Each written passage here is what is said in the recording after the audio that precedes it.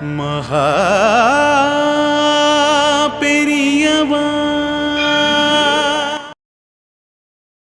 மனுஷாலோட மதிப்பே அவனோட உடை, கம்பீரமான தோற்றம், எதில் வந்து இறங்குறான், இதில் தான் இருக்குது.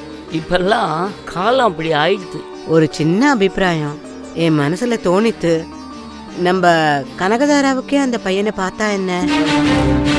என்ன நம்ம கனகதாராவுக்கு வேணா? என்ன காமாட்சி, பொண்ணை பெற்ற எல்லா அம்மாக்களும் நினைக்கிற மாதிரி நீ நினச்சிட்டியா? நானும் ஒரு க்ஷணம் அப்படி நினச்சது என்னவோ வாஸ்தவம் தான். காமாட்சி, அவன் வராட்டான் என்ன?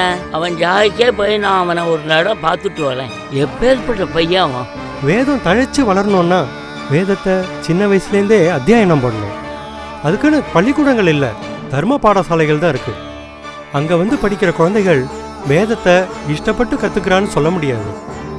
குடும்ப கஷ்டத்தை குறைக்கிறதுக்காக சாமானிய குடும்பத்தை சேர்ந்தவா தங்களோட குழந்தைகளை பாடசாலையில் சேர்த்து விடுறான். வேதம் படிக்கிறதுக்கு ஆர்வம் மட்டும் காரணம் இல்லை, இந்த காலத்துக்கு ஏற்ற மாதிரியான எஜுகேஷன் சிஸ்டமும் சேர்த்து கொடுத்தா தான் வேதம் படிக்க வருவாங்கிற நிலைமை உருவாயிடுது.